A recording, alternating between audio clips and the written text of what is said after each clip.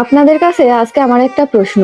শুধুমাত্র টাকা থাকলেই কি জীবনে সুখ কিনা যায় বা দেশ বিদেশ ভ্রমণ করে বেড়ানো যায়, নাকি টাকার পাশাপাশি মন মানসিকতা এবং ভাগ্যটাও দরকার হয়? একটু কমেন্ট করে জানাবেন তো। কিসের জন্য বলছি, আমরা যখন বিদেশে গিয়েছি এবং দুইটা দেশ ভ্রমণ করেছি, তো অনেকেই কিন্তু আমাদেরকে পিছনে বা বাইরে এরকম সমালোচনামূলক হোক বা আলোচনামূলক অনেকে বলছে যে এদের তো অনেক টাকা পয়সা, এই জন্য এরা ঘুরে বেড়াচ্ছে, টাকা থাকলে এরকম ঘুরাই যায় যাওয়াই যায়। তো সত্যি কথা বলি, আমাদের ব্যাংক ব্যালেন্সে কোটি কোটি টাকা বা লক্ষ লক্ষ টাকা নেই। আমরা যতটুকু টাকা পয়সা জমাই সেটা দিয়েই আমরা দুইজনেই ঘুরতে অনেক পছন্দ করি। অর্থাৎ আমরা হাসব্যান্ড ওয়াইফ দুজনেই এরকম যে আমাদের খুব ইচ্ছে যে আমরা পৃথিবীটাকে এক্সপ্লোর করব বা দেখব। যতটুকু পারি, যে কয়টা দেশ পারি আমরা ঘুরবো, দেখব। তো সেই অনুযায়ী আমরা টাকা জমিয়ে বা অনেক গয়নাকাটি কিনে বা টাকা ব্যাংক ব্যালেন্স তৈরি করতে হবে এগুলো চিন্তা না করে আমরা চিন্তা করি যে যখনই কিছু পয়সা আসে, চলো আমরা কোনো একটা জায়গায় ঘুরে আসি বা কোথাও একটা ঘুরে আসি। শুধু যে বিদেশে ঘুরতে যাই বিষয়টা এরকম না, আমরা দেশের ভিতরেও কিন্তু অনেক ঘোরাঘুরি করি। আর একটা বিষয় যে আপনি চাইলেই টাকা থাকলেই যে বিদেশে যেতে পারবেন এরকমও নয়। একটা দেশের ভিসা পেতে হলে অনেক কিছু প্রসেসিং এর ভিতর দিয়ে যেতে হয়।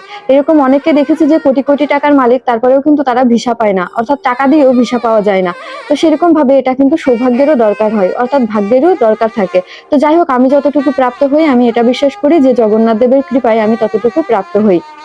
তো আমরা সেদিন মোস্তফা মার্টে যে জুয়েলারি শপগুলো ছিল, অর্থাৎ স্বর্ণের দোকানগুলো, সেখানে একটু দেখতে গিয়েছিলাম।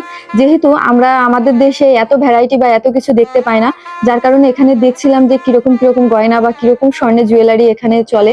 তো ম্যাক্সিমাম দেখলাম যে ভগবানের অনেক সুন্দর সুন্দর মানে জিনিস তৈরি করা ছিল। ওইগুলো কিন্তু বেশিরভাগ তামিলনাড়ু এবং তেলেগু যারা আছে ওনারাই কেনাকাটা করে, এবং স্বর্ণ ওনারাই বেশি পরে সিঙ্গাপুরে যারা লোকাল তাদের থেকে। তো যাই হোক, এরপরে আমরা চলে গিয়েছিলাম পৃথিবীর অন্যতম সুন্দর সাঙ্গি এয়ারপোর্টে। তো এখানে জুয়েল সিটি আছে এবং সেখানে জলের ফোয়ারা আছে, যেটা কিন্তু সকাল 10টা থেকে রাত 10টা পর্যন্ত চলে। এবং এখানে লেজার শো, এছাড়া অনেক সুন্দর, মানে আপনি গেলে আপনার মানে একটা স্বর্গীয় অনুভূতি ফিল হবে, এতটা সৌন্দর্য। এছাড়া উপর দিয়ে মনোরেল যায়, আপনি চাইলে মনোরেলে করে এই সৌন্দর্যটা উপভোগ করতে পারবেন। তো একজন লিখেছে যে এই জলের ফোয়ারা দেখতে দেখে এতটা খুশি হওয়ার কি আছে।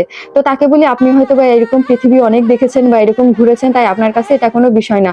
কিন্তু আমার মতো এরকম দেশ বিদেশ থেকে যত পর্যটক আসে তারা কিন্তু শুধুমাত্র এই জলের ফোয়ারা দেখতে টাকা খরচ করে এখানে যায়। তো এটা যদি বিশেষত্ব না থাকতো তাহলে অবশ্যই কেউ সেখানে যেত না। এটা সরাসরি দেখতে যতটা সুন্দর, আমি বাস্তবে আপনাদের ক্যামেরায় ততটা দেখাতে পারছি না। তো যাই হোক, পৃথিবীর অন্যতম সুন্দর এয়ারপোর্ট হিসেবেও ঘোষণা হতো না সিঙ্গাপুর এয়ারপোর্ট, তাই না? যদি এটার এতটা মূল্য না থাকতো।